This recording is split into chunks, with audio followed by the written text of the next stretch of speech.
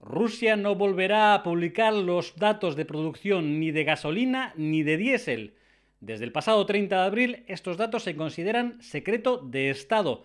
El Kremlin no quiere que sepamos el agujero que los repetidos ataques ucranianos a refinerías y depósitos de combustible están creando en la economía rusa. Pero, ¿cuáles eran las últimas cifras? ¿Cuántos ataques ha habido? ¿Cómo está afectando todo esto al conjunto de la economía rusa? Lo vemos todo en el siguiente vídeo.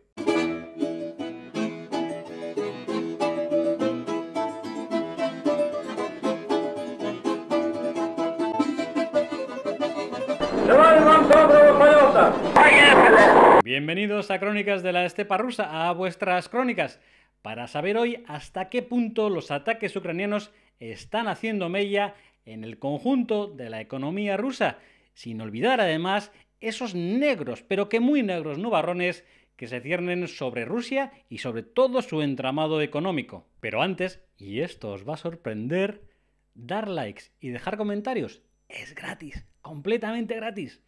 Y sea que ya estáis ahí dándole al botoncito del like, calentando los deditos para escribir vuestro comentario y saltando como un resorte al oír la campanita que anuncia un nuevo vídeo de Crónicas de la Estepa Rusa. Hacerse miembro del canal ya no es gratis, son solo 2 euritos, pero bueno, oye, eso ya cada uno que decida. Si os apetece bien, si os apetece, perfecto. Pero, una cosa importante, yo siempre estaré agradecido, gratis o de pago, siempre estaré agradecido de que estéis ahí conmigo. Y ahora sí, y este vídeo bien que podría titularse Me gusta la gasolina, por eso de la cancioncita, ¿no? Porque si ya era difícil averiguar antes los efectos de los ataques ucranianos sobre todas las instalaciones petrolíferas rusas, pues ahora se va a volver casi imposible, porque desde el pasado 30 de mayo los datos de producción de gasolina y de diésel que nos daban una pequeña idea, pues se guardan bajo 7 llaves que luego se tiran al fondo del lago Baikal. Y todo con esta tremebunda excusa. Y os leo de forma literal. Dada la actual situación geopolítica, la divulgación de dicha información puede convertirse en motivo de manipulación del mercado por parte de participantes sin escrúpulos. Participantes sin escrúpulos. No serán, a lo mejor los anglos tienen algo que ver, ¿no? Aquí en las decisiones de Rosneft o Tatneft, ¿no? Pero bueno, participantes sin escrúpulos. Claro, que también puede ser que esa no sea la razón principal. La producción de gasolina y diésel, que se publicaba de manera semanal, era un poco la referencia que teníamos todos de los efectos que estaban causando los repetidos ataques con drones a instalaciones petrolíferas rusas. Y es que la tendencia era un poco regulinchi en los últimos meses, ¿no? Aquí tenéis el mapa de todos los ataques a refinerías rusas en lo que va de 2024 hasta el 25 de marzo. Se nos ha quedado un poco corta, la verdad. Después ha habido alguno más. Hay 15 refinerías atacadas, alguna más de una vez, y en 10 regiones diferentes. Se causaron daños graves a 9 refinerías, que tienen una capacidad de refinar 89 millones de toneladas de petróleo al año. Los ataques afectaron al 15% de la capacidad de refino de Rusia. Consecuencia, se puede refinar menos. Y estos datos, ya os digo, se quedan obsoletos con rapidez. Hace apenas 4 días se atacó la refinería de Novohantivsk, tercera vez que es atacada, en la región de Rostov. Esta planta es el mayor proveedor de productos petrolíferos del sur de Rusia y puede, o podía, procesar hasta 5 millones de toneladas de petróleo por año. Las consecuencias, estas que estáis viendo, que son los gráficos de producción de combustibles. Vamos con la gasolina. Los últimos datos que se conocieron fueron los de la semana del 13 al 19 de mayo.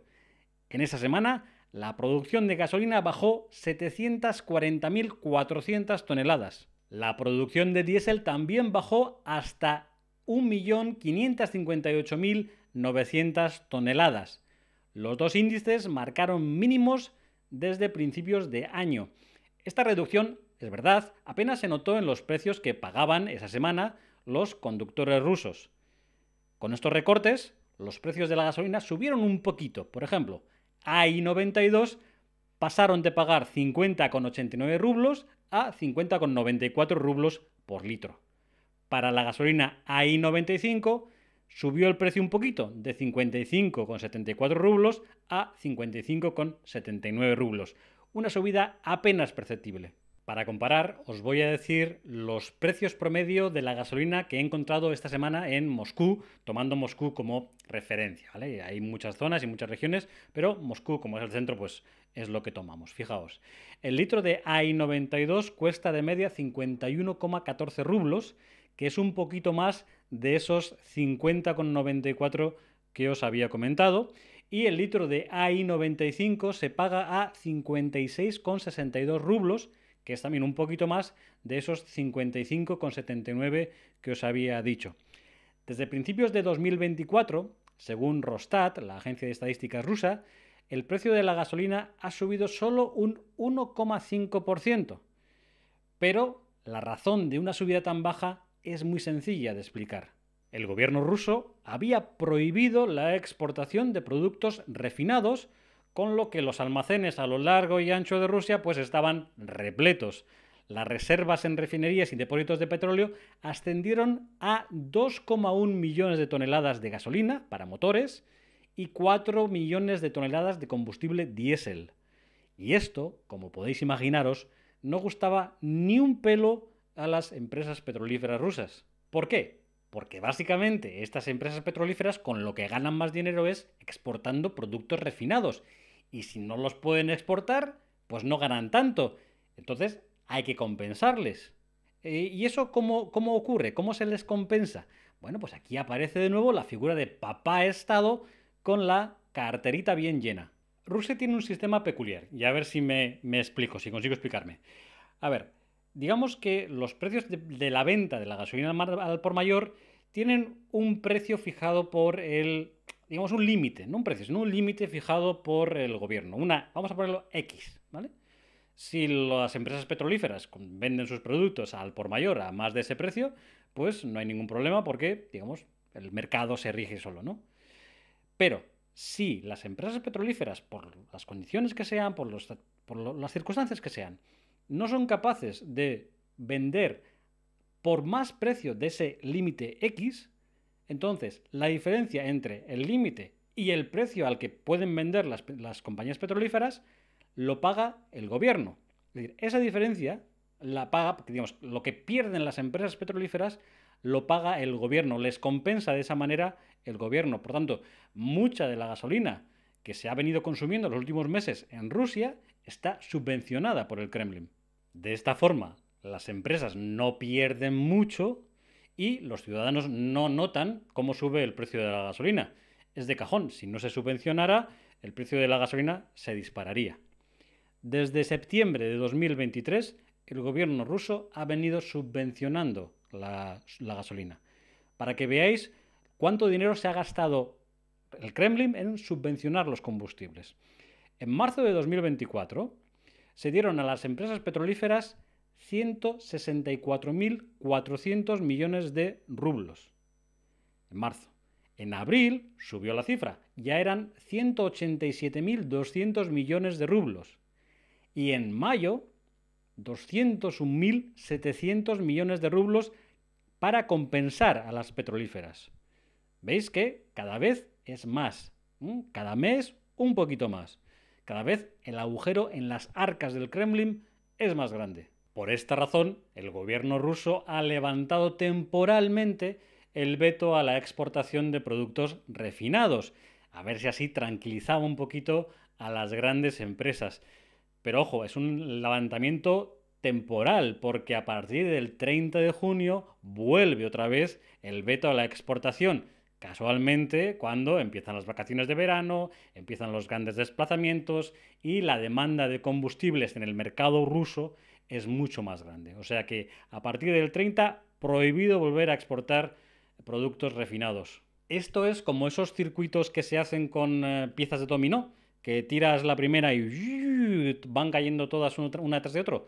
Pues esto, pensad que es algo parecido. ¿Qué pasa si tiras mucho de chequera, si tiras mucho de cartera, si pagas y pagas y pagas?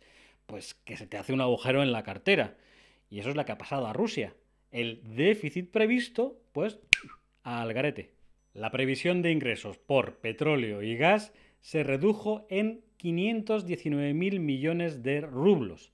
Y estos son datos oficiales rusos a 4 de junio de 2024.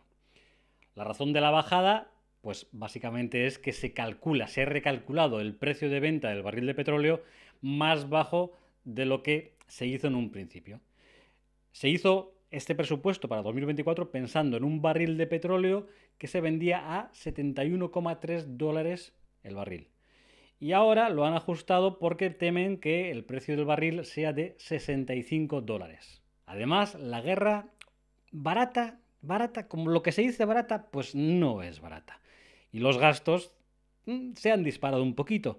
Por ejemplo, os digo, los gastos estatales han aumentado en 522.000 millones de rublos. Por tanto, hay que ampliar el déficit. Y ahí ya empezamos a irnos de madre. ¿Qué? Ha pasado de ser un déficit calculado de 1,6 billones de rublos, lo que viene a ser el 0,9% del PIB, hasta los 2,1 billones de rublos, el 1,1% del PIB. Y seguimos con el efecto dominó.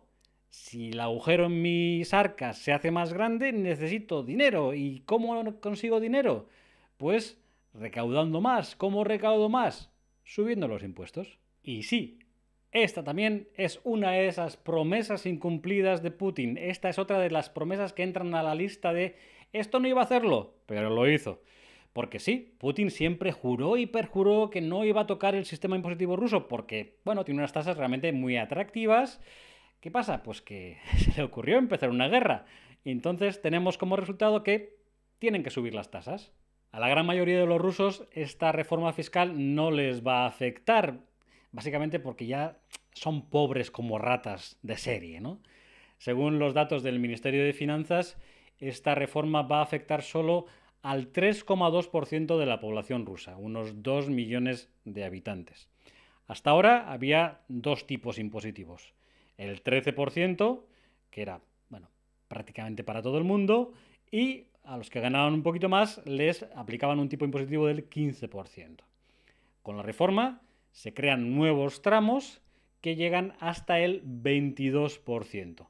Esto está especialmente pensado para esos grandes mega ricos de las grandes ciudades. Pero ¿por qué digo que al rusito de a pie esta medida no le va a afectar mucho?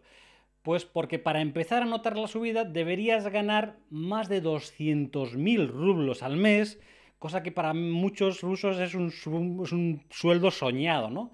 El salario medio, según el Kremlin, es de 77.000 rublos mensuales, 770 euros, y me estás pillando en modo generoso, porque tengo constancia de que en muchos casos ni se acerca a esos 77.000. En general, a la mayoría de los rusos esos 200.000 rublos le pillan muy lejos. Según las previsiones del Ministerio de Finanzas, gracias a este aumento del impuesto de la renta de las personas físicas, para el año 2025 quieren ingresar 533.000 millones de rublos. Entonces os preguntaréis, vale, de acuerdo, tampoco es que rasquen mucho porque al final van a ser muy poquitos los que van a pagar este aumento. Sí, cierto, pero es que el golpe no es sobre todo para las personas, el golpe sobre todo es para las empresas, que van a pasar de pagar un impuesto del 20% a un impuesto del 25%. 5% de impuesto, de subida de impuestos, así, de golpe, tracatrá. Y eso es un duro golpe para unas empresas que normalmente reinvierten gracias a lo que ganan, a sus beneficios. Me explico. Rusia es un país con los tipos de interés muy altos, con lo cual yo, como empresario, no voy a pedir un préstamo porque no quiero pagar unos intereses muy altos. Entonces, ¿qué hago para seguir creciendo? Pues cojo parte de mis beneficios y los reinvierto en mi empresa. Y de esa manera, pues, sigo creciendo mi pequeño negocio. ¿Qué va a pasar ahora? Pues que el Kremlin se va a llevar una tajada de esos beneficios. Con lo cual, a mí me va a quedar menos, como empresario, me va a quedar menos para reinvertir en mi negocio y para seguir creciendo. Con lo cual, voy a crecer menos porque puedo reinvertir menos. El efecto dominó, amigos. Efecto que nos lleva a la inflación. O como dijo el presidente de Sberbank, Hermann Gref, el pasado 4 de junio, la economía rusa está gravemente sobrecalentada. ¿Y quién la enfriará? Pues la mala de la película, la mujer más odiada en estos momentos en toda Rusia, Elvira Nabiulina. Y ojito, porque por lo que he estado leyendo a diversos expertos económicos rusos, ha empezado el run run de que a lo mejor le dan un poquito de lado y un gracias por los servicios prestados. Bueno, veremos a ver qué pasa con la que supuestamente es la cerebro de la resistencia económica rusa. Y es que Elvira Nabiulina tiene dos misiones. Una, frenar la inflación y otra, controlar el rublo. Bueno, mal que bien, el rublo está aguantando, pero no ha conseguido que baje la inflación, aunque sueña con ello, como dijo el pasado viernes en el Foro Económico de San Petersburgo. También os digo que, vista la reacción a sus palabras, parece que la toman un poco por el pito del sereno. Достижение инфляции цели и поддержание на этом уровне. Цель 4%. Эльвира Семеновна, вы хорошо подумали? Хорошо.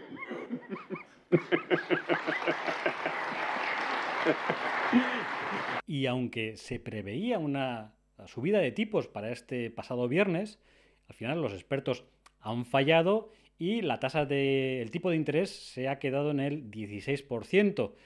El Banco Central no se ha atrevido a subirlos, aunque yo tengo ahí la sensación de que más que nada era porque coincidía con el discurso de Putin en este foro económico de San Petersburgo, donde ha desgranado los grandes logros de la economía rusa, y yo creo que no se han atrevido a subir la tasa por no, digamos, empañar un poquito la performance de Putin. En estos momentos la inflación en Rusia está en el 8,17%. El Banco Central ruso había hecho unas previsiones para 2024 en una horquilla que iban desde el 4,3 al 4,8%. El Ministerio de Desarrollo Económico ruso también tenía sus propias previsiones que las tuvieron que retocar y ahora, bueno, la idea de este ministerio es que termine el año con una inflación del 5,1%. La anterior, digamos, previsión que tenían del septiembre pasado era del 4,5%. Pero ya veis que las previsiones más o menos rondan o andan diciendo una inflación del 5% aproximadamente. Pero estas cifras oficiales palidecen si las comparamos con las cifras que nos arrojan otros medidores alternativos, como el índice Romir, muy aceptado como un medidor muy fiable, ya que se basa en datos de 40.000 rusos, 15.000 hogares en 240 ciudades y pueblos. Según este índice, la inflación desde abril de 2023 a abril de 2024, la inflación real, ha sido del 17,9%, lejísimos por arriba de lo que nos dijo la oficial. Lo que está claro es que elijas el índice que elijas, los intentos por contener la inflación han sido un fiasco. Y por eso la cabeza de Nabiulina pues podría rodar. Y por encima de este problema de la inflación y de cualquier otro problema, hay uno, que es la terrible falta de mano de obra a la que se enfrenta Rusia. Palabras textuales del viceprimer ministro Chernyshchenko. Se avecina un terrible pozo demográfico.